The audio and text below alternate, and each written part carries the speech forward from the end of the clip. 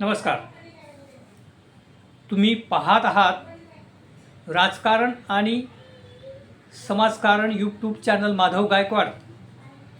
दिल्ली या ठिकाणील जंतर मंतर या मैदानावर उपोषणास बसलेले समाजसेवक, शास्त्रज्ञ, पर्यावरण तज्ज्ञ सोनम वांगचुक सर यांना पोलिसांनी जबरदस्ती करून हॉस्पिटलमध्ये, दवाखान्यामध्ये त्यांना दिल्लीचे पोलीस घेऊन गेलेले आहेत. आणि त्याच जाग्यावर अभिजित दिपके यांनी उपोषण सुरू केलेलं आहे.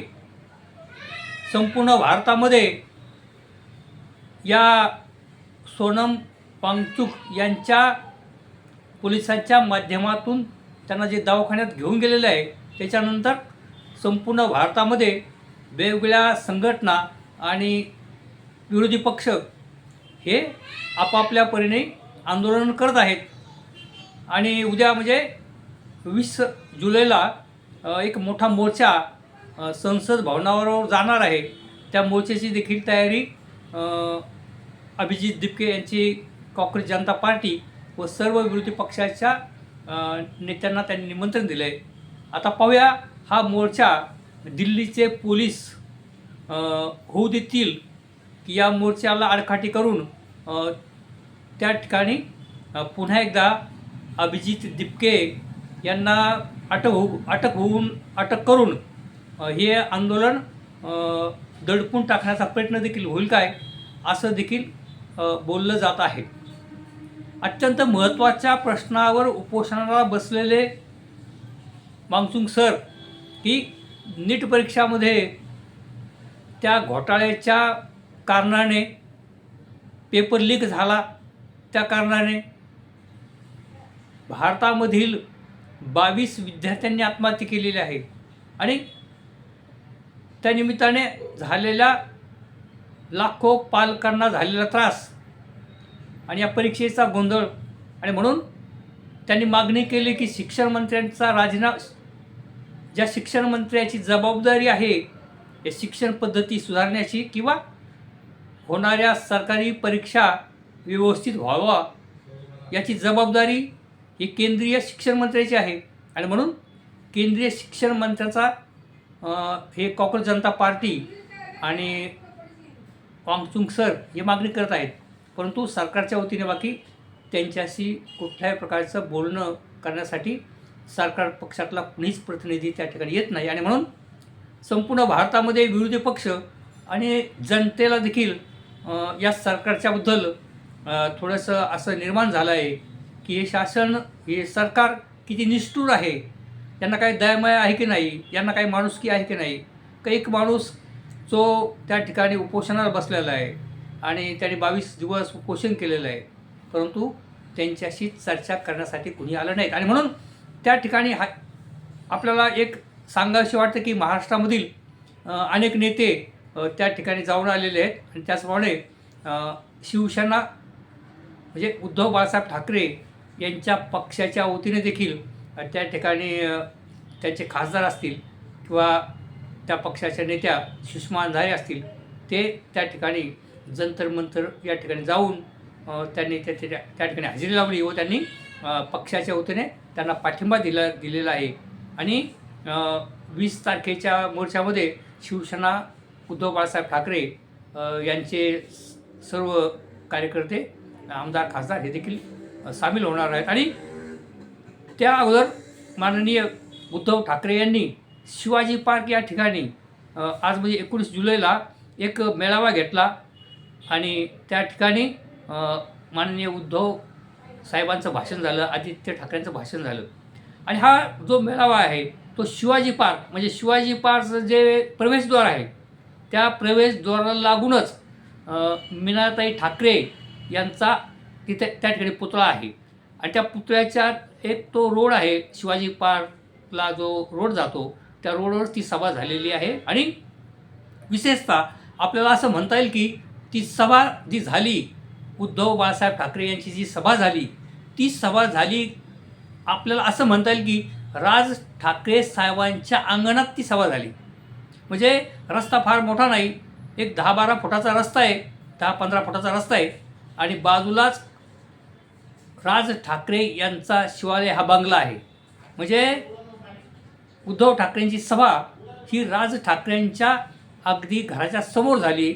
एक एक 10-15 सेकंदामध्ये ते त्या घरापासून त्या सभेपर्यंत येऊ शकले असते. परंतु अ, राज ठाकरे किंवा अमित ठाकरे त्या शिवसेनेच्या सभेमध्ये त्या ठिकाणी सामील झाले नाहीत. हे देखील अत्यंत विशेष आपल्याला म्हणता येईल. कारण की एक 2-3 दिवस जे माननीय उद्धव ठाकरे साहेबांनी अभिजित दिपके यांच्याशी सातत्याने त्यांचा संपर्क असतो आणि अभिजित दिपके आणि सोनम वांगचुक सर यांना ते पाठिंबा देत आहेत पक्षाच्या वतीने आणि त्यासाठी मुंबईमध्ये ते सभा घेत आहेत आणि सरकारचा निषेध करत आहेत.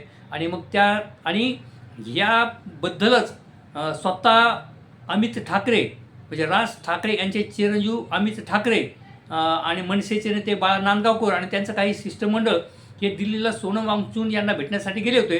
परंतु त्याच दिवशी सकाळी सोनम वांगचुक सर यांना हॉस्पिटलमध्ये पोलीस घेऊन गेले आणि मग त्यावेळेला प्रश्न निर्माण असा झाला की अमित ठाकरे यांनी असं विधान केलं होतं की मी सोनम वांगचुक सर यांना पाठिंबा देतो पण अभिजित दिपके यांना पाठिंबा देत नाही. परंतु प्रश्न तिथं निर्माण असा झाला की ज्यावेळेला अमित ठाकरे यांचं विमानतळाचं तिथं विमान ते उतरले आणि त्या जंतर मंतर मैदानावर त्यावेळेला अमित ठाकरे व बाळा नांदगावकर गेले आणि त्यावेळेला बाकी सोनम वांगचुक सरांना हॉस्पिटलमध्ये ॲडमिट केलं होतं आणि त्याच ठिकाणी अभिजित दिपके व त्यांचे सहकारी त्या ठिकाणी आंदोलन करत होते आणि अभिजित दिपके त्यावेळेला त्यांनी घोषणा केली होती की मी उपोषणात बसलो आहे. आणि मग त्यावेळेला अमित ठाकरेंना बाकी एक स्वाभाविकच अभिजित दिपके यांची भेट घ्यावाच लागली. एक 2-3 मिनटं त्यांची भेट झाली. ते एकमेकांचा त्यांनी हात घेतला आणि विचारपूस केली. कारण की त्या ठिकाणी समजा अमित ठाकरे यांनी त्या मैदानामध्ये जाऊन अभिजित दिपके यांची भेट न घेताच ते जर परत मुंबईला आले असते तर ती खूप मोठी चर्चा झाली असती. परंतु त्यांनी एक माणुसकी दाखवली की त्यांचं पहिलं जे विधान होतं ते बाजूला ठेवून अमित ठाकरे यांनी अभिजित दिपके यांची भेट घेतली, त्यांच्याशी चर्चा केली आणि त्या ठिकाणी पत्रकारांना विचारलं का तुम्ही तुमच्या पक्षाच्या वतीने आंदोलन करणार का? तर ते म्हणाले राज साहेबांना विचारून आमचं पुढील दिशा ठरली जाईल. तर म्हणजे परंतु मनसेच्या वतीने देखील ठिकठिकाणी आंदोलनं होत आहेत. या शिक्षण मंत्र्यांच्या विरोधामध्ये किंवा या भाजप सरकारच्या विरोधामध्ये मनसेच्या वतीने देखील ठिकठिकाणी आंदोलनं होत आहेत. परंतु आज बाकी 19 जुलैला राजसाहेब ठाकरे यांच्या अंगणात झालेल्या उद्धव बाळासाहेब ठाकरे यांच्या सभेत बाकी राज ठाकरे आणि अमित ठाकरे सहभागी झाले नाहीत हे बाकी प्रकाशाने जाणवलं. आणि त्या सभेमध्ये बाकी माननीय उद्धव साहेबांनी घोषणा केली, सांगितलं की प्रत्येक शिवसैनिकांनी आपापल्या विभागामध्ये आंदोलन करा, सभा करा, संमेलन करा, मोर्चे काढा आणि तुम्हाला जसं जसं शक्य होईल तशा पद्धतीने तुम्ही ठिकठिकाणी आंदोलन करा. ही एक चांगली त्या पक्षाच्या कार्यक्रमाच्या दृष्टीने आणि शिवसैनिकांना एक कार्यक्रम देण्याच्या बाबतीमध्ये उद्धव ठाकरेंनी एक चांगलं आव्हान केलं आहे त्यांच्या शिवसैनिकांना. आणि अर्थातच मग पक्षप्रमुखाचा आदेश म्हणून आता बाकी महाराष्ट्रामध्ये वेगवेगळ्या तालुक्यामध्ये, वेगवेगळ्या जिल्ह्यामध्ये, वेगवेगळ्या गावांमध्ये हे शिवसैनिक बाकी या केंद्र शासन आणि शिक्षण मंत्र्याच्या विरोधामध्ये निश्चितपणे आंदोलन करतील आणि निश्चितपणे यापुढील काळामध्ये अभिजित दिपके यांनी चालवलेल्या आंदोलनाला मोठं बळ मिळणार आहे या शिवसेनेच्या पाठिंब्यामुळे. आणि मग बाळासाहेब त्या ठिकाणी उद्धव साहेब म्हणाले की होय मी देखील झुरळ आहे. कारण अभिजित दिपके यांनी झुरळ म्हटलं, नंतर वांगचुक साहेबांनी मी झुरळ म्हटलं आणि आता अनेक नेते त्यांना पाठिंबा देत आहेत आणि उद्धव साहेबांनी देखील म्हटलं होय मी झुरळ आहे. आणि म्हणून त्यांनी आपल्या सैनिकांना आदेश दिला आहे की टोपीवर तुम्ही लिहा, जसं मी अण्णा त्या काळात टोप्यांवर लिहिलं जात असेल. आणि तसं म्हणून उद्धव साहेबांनी सांगितलं शिवसैनिकांना का तुम्ही त्या ज्या भगव्या टोप्या घालतात शिवसैनिक आणि त्याच्यावर तुम्ही लिहा का मी देशभक्त आहे, मी देशभक्त. अशा प्रकारचे त्यांनी आवाहन केलेलं आहे. आणि एक या अभिजित दिपके यांच्या आंदोलनाच्या माध्यमातून शिवसेना उद्धव बाळासाहेब ठाकरे यांच्या पक्षाला देखील एक कार्यक्रम मिळालेला आहे. आणि त्या कार्यक्रमाच्या माध्यमातून संपूर्ण महाराष्ट्रभर जर शिवसेनेच्या वतीने आंदोलन झालं तर शिवसेनेच्या दृष्टीने देखील हे चांगली गोष्ट आहे आणि त्यांच्या कार्यकर्त्यांना देखील एक प्रकारचा रूप येईल. आणि जे आमदार खासदार मंडळी जे पक्षातून जात आहेत तरी त्याचा परिणाम थोडासा कमी होईल. आणि जे निष्ठावंत कार्यकर्ते आहेत त्या निष्ठावंत कार्यकर्त्यांना बाकी या कार्यक्रमाच्या माध्यमातून एक जोर येईल आणि शासनाला देखील या आंदोलनाची दखल घ्यावं लागेल. म्हणजेच या ठिकाणी बाकी असं म्हणावंसं वाटतं की अभिजित दिपके यांचं आंदोलन हे राष्ट्रव्यापी होऊ घातलेलं आहे. आणि एक या दृष्टीने महत्त्वाचं आहे की अभिजित दिपके हा महाराष्ट्राचा सुपुत्र, की जो 4 महिन्यापूर्वी 2 महिन्यापूर्वी कुणाला माहीत नव्हता, तो बाकी आता महाराष्ट्रव्यापी आंदोलन करत आहे. आणि संपूर्ण भारतामध्ये अभिजित दिपके या मराठवाड्याच्या सुपुत्राचं बाकी नाव होत आहे.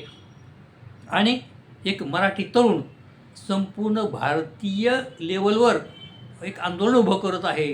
हे बाकी या दृष्टीने महाराष्ट्राच्या दृष्टीने ही महत्त्वाची बाब आपल्याला म्हणता येईल. आणि म्हणून अनेक विरोधी पक्षाचे नेते बाकी या अभिजित दिपके व वांगचुक सर यांच्या आंदोलनाबाकी पाठिंबा या ठिकाणी देत आहेत. परंतु भारतीय जनता पार्टीच्या सरकारला बाकी या ठिकाणी दयामाया येताना दिसत नाही. आणि सरकार बाकी एक ताठर भूमिका घेऊन अशा पद्धतीचं वागत आहे.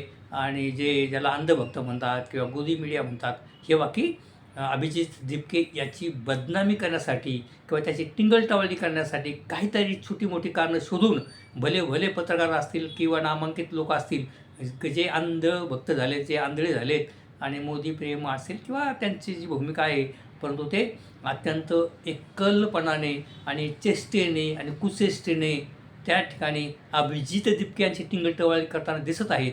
परंतु महाराष्ट्रातली जनता बाकी, सर्वसामान्य जनता बाकी, कारण हा महत्त्वाचा प्रश्न आहे, विद्यार्थ्यांचा प्रश्न अभिजित दिपके घेऊन उभा राहिला आहे दिल्लीमध्ये. तो आंदोलन करतो आहे, तो उपोषण करतो आहे.